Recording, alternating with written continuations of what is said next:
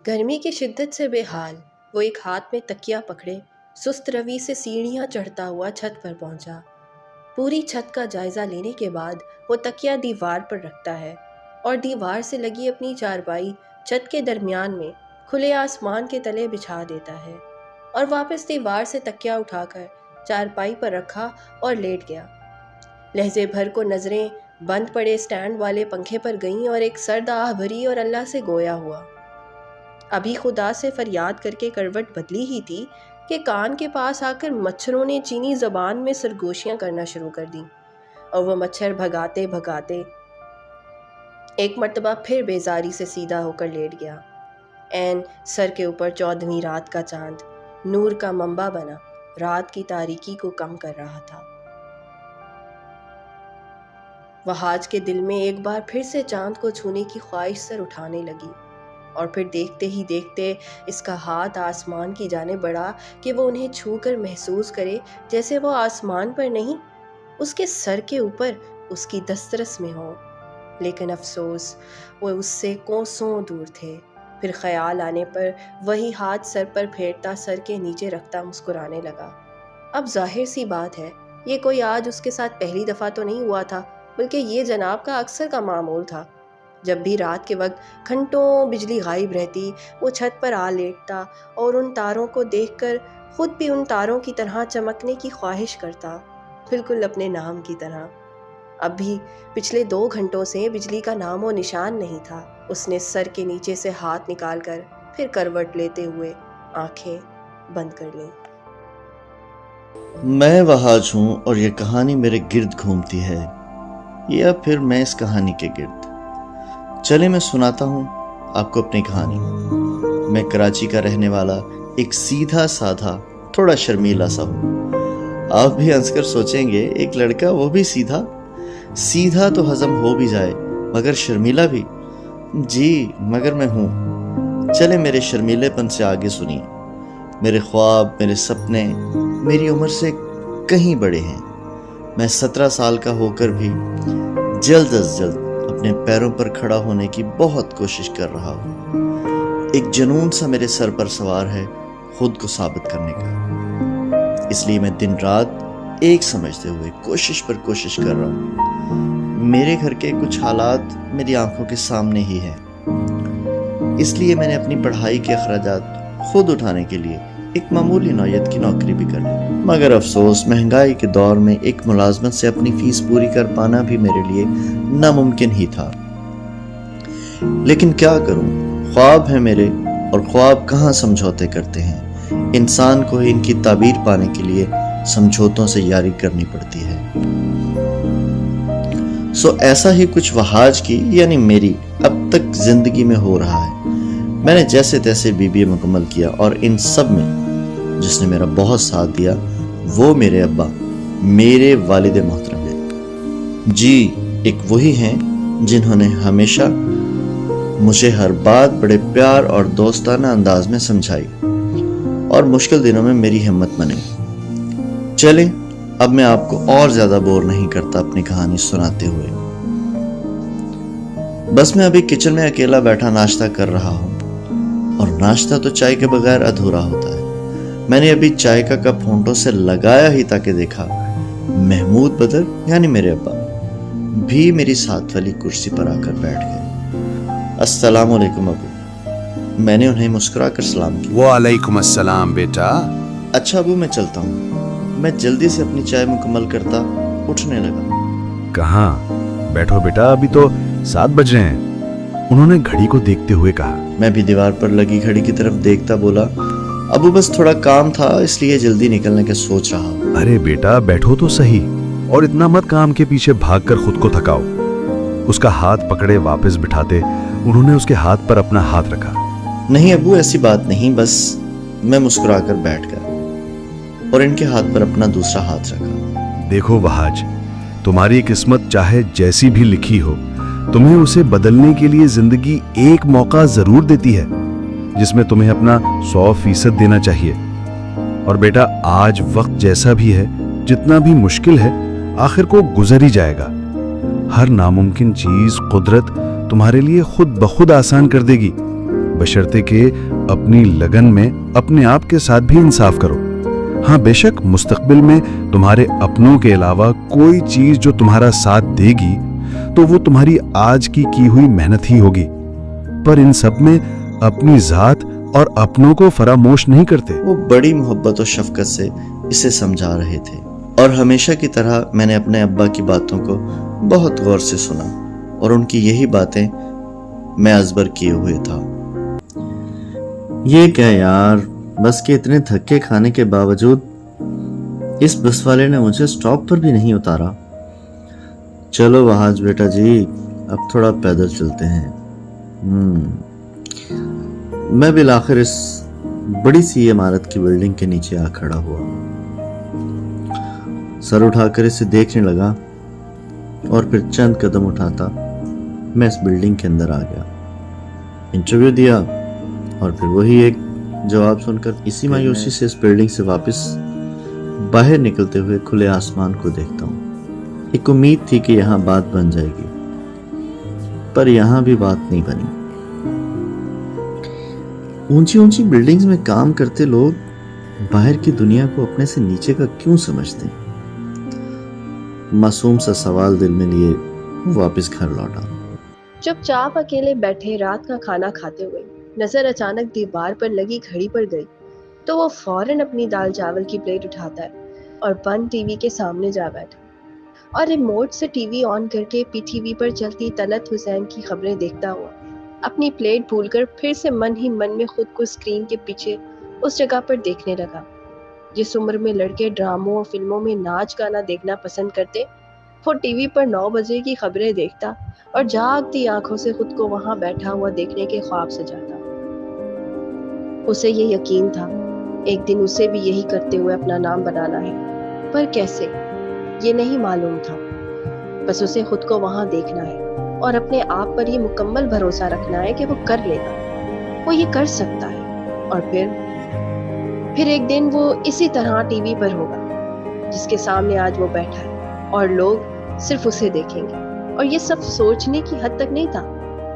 Programme खत्म होते ही वो टीवी बंद करता, उठा और महमूद बदर के कमरे के दरवाजे पर दस्तक देते हुआ वो उनके कमरे में दाखिल हुआ। अब्बा, मुझे कुछ बात करनी थी आपसे। उनके सामने वाले छोटे सोफे पर बैठते हुए हर दफा की तरह एक बार फिर उसने इस बारे में अपने अब्बा अम्मा से बात करने का सोचा।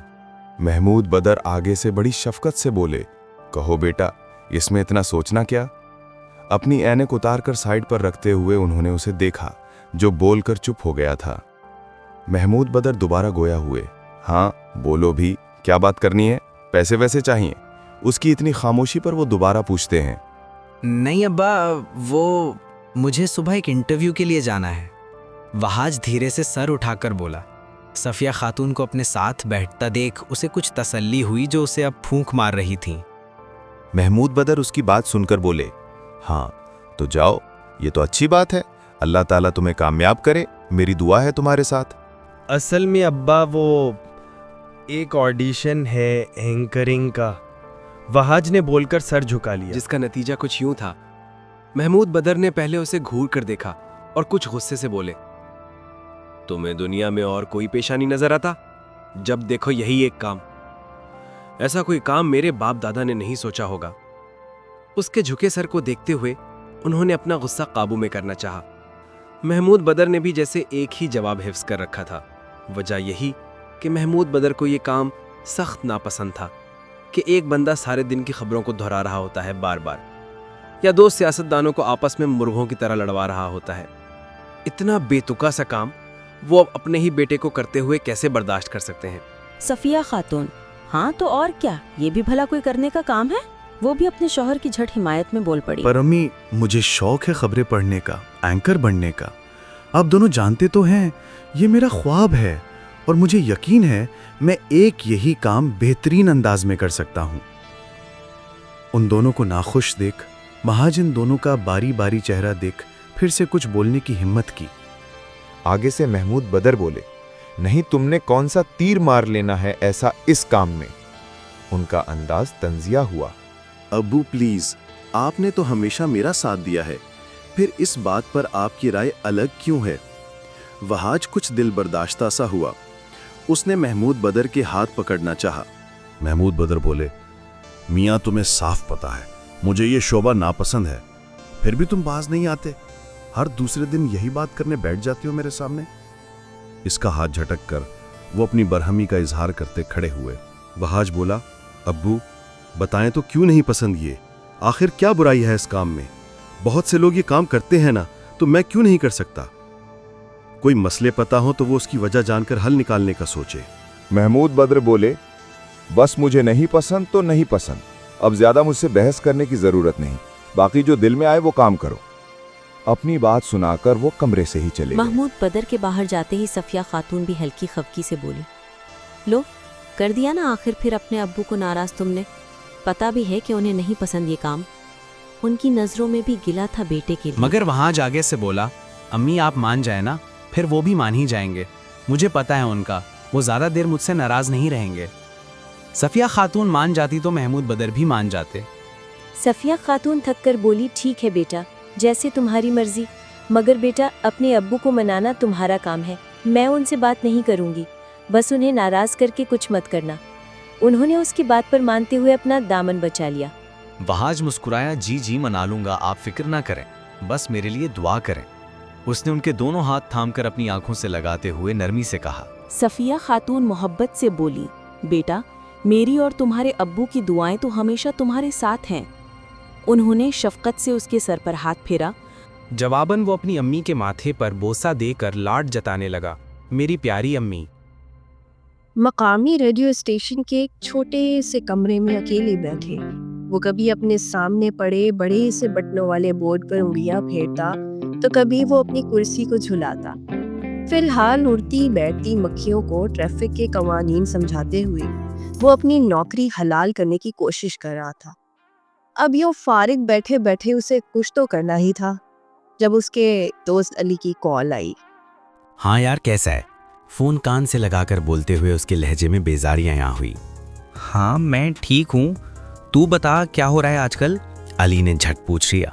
ٹھیک ہوں یار، بس ایسی چل نہیں رہا ہے کچھ نہ کچھ حساب کتاب۔ تم بتاؤ ذرا آج کیسے یاد آ گئی میری؟ بہت دنوں بعد آج علی سے رابطہ ہونے پر اس نے شکوہ کیا۔ وہ یار ایک کام تھا تجھ سے چھوٹا سا۔ علی نے بات ادھوری چھوڑ دی جھجکتے ہوئے۔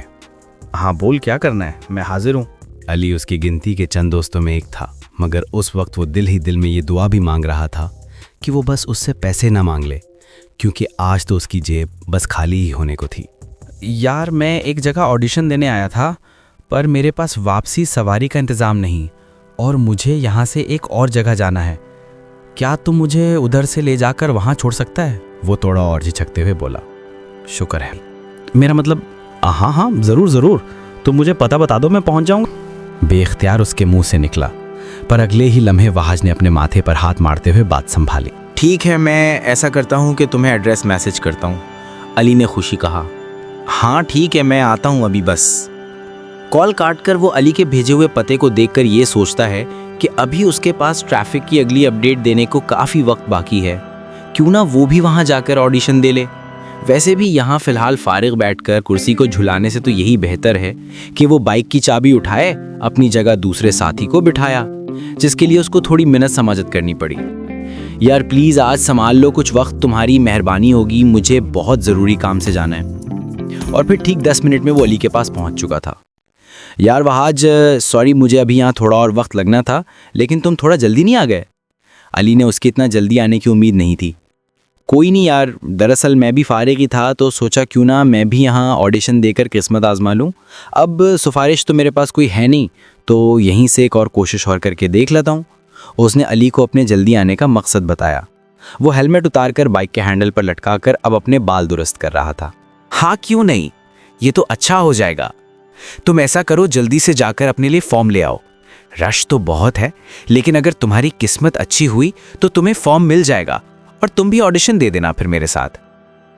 علی نے اس کے کندھے پر ہاتھ رکھا اور اس کی ہمت بندھائی۔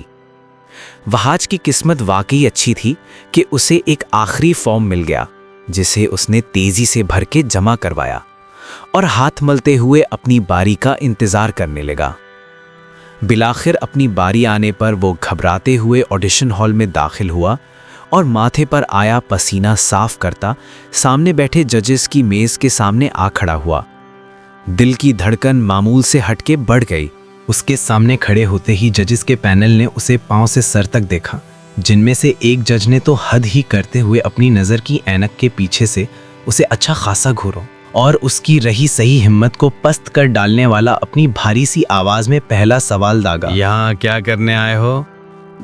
ججی اپنے تھوک سے گلا تر کرتے بمشکل اس کے منہ سے اتنا ہی نکل پایا، مارے گھبراہٹ کے۔ یہی کہنا تو جی سے آگے بولو میاں، یہاں کیا کرنے آئے ہو؟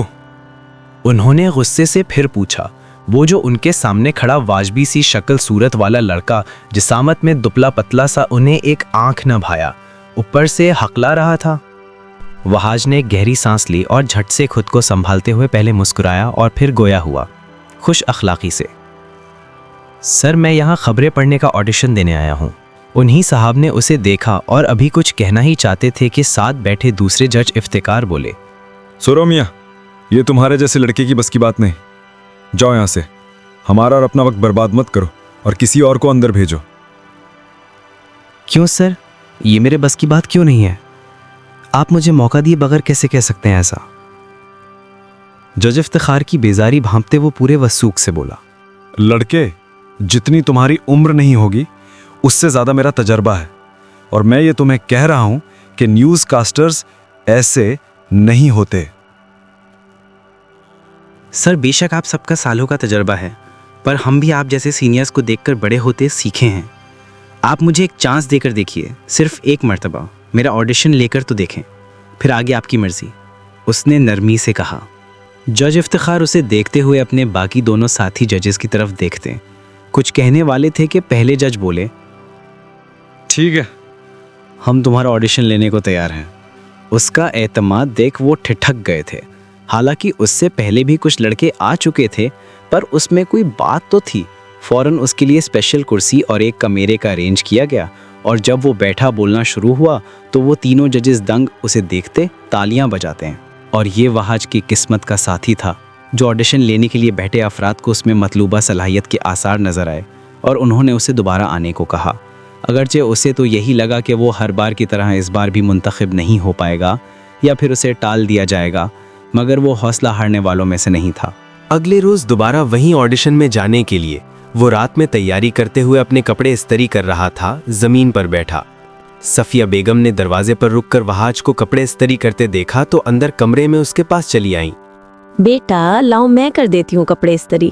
وہاج نے انہیں مسکرا کر دیکھتے ہوئے ان کی بات کاٹی، نہیں امی، میں کر لوں گا، بس آپ میرے حق میں دعا کریں آج۔ اس نے استری سائڈ پر کی اور آگے جھک کر ماں کے ہاتھ چومے۔ بیٹا میں تو ہر روز دعا کرتی ہوں اپنے بچوں کے لیے۔ صفیہ بیگم پیار سے اس کے سر پر ہاتھ پھیرتی ہوئی وہیں فرش پر اس کے ساتھ بیٹھ گئی۔ پر امی، آج زیادہ دعا کرنی ہے اور صرف میرے لیے کرنی ہے۔ کل صبح میرا آڈیشن ہے، اگر اس آڈیشن میں منتخب ہو گیا تو شاید اپنے خوابوں کی تکمیل کے لیے کچھ کر سکوں۔ اس کی آنکھوں میں ایک چمک تھی، خواب کو حقیقت کے روپ میں دیکھنے کے جنون کی۔ انشاءاللہ تعالی میرا بیٹا ضرور کامیاب ہوگا، بس ایک بار اپنے ابو سے ضرور بات کر لو۔ دیکھو وہاج، انہیں ناراض مت کرنا، انہیں بیٹے کے ساتھ ساتھ اپنے شوہر کی بھی فکر تھی۔ جی امی، بس ایک بار اس آڈیشن میں منتخب ہو جاؤں، پھر سب سے پہلے ابو سے ہی بات کروں گا اور راضی بھی کروں گا، مجھے یقین ہے وہ مان جائیں گے۔ محمود بدر کو تو وہ تب مناتا جب وہ خود منتخب ہو جاتا، کیونکہ اسے یہ غلط فہمی تھی کہ وہ بغیر کسی سفارش کے منتخب نہیں ہو سکتا۔ وہ اگلے دن دوسرے آڈیشن میں صرف منتخب ہی نہیں ہوا تھا بلکہ بہت اچھے سے سراہا بھی گیا تھا۔ وہ بہت خوش وہاں سے باہر نکلا اور باہر بیٹھے آڈیشن دینے کے لیے آئے ہوئے باقی لوگوں کو دیکھ سوچنے لگا کہ چلو وہ کم از کم یہاں بھی منتخب تو ہوا، اور کچھ نہ ہونے سے یہی بہتر ہے، اب اگلے مرحلے خود ہی آسان ہو جائیں گے۔ پر اسے کیا معلوم تھا کہ یہاں سے اس کی نہ صرف ملازمت بدلے گی بلکہ اس کی تو کایا ہی پلٹنے والی تھی۔ جہاں آج وہ ملازمت کا امتحان دینے آیا ہے، کئی سالوں بعد وہ یہاں بیٹھ کر دوسروں کا امتحان دیا کرے گا۔ کامیابی اب چڑھتے سورج کو اس کے قدموں کی دھول بنانے کو تھی، مگر اسے فی الحال اس کی خبر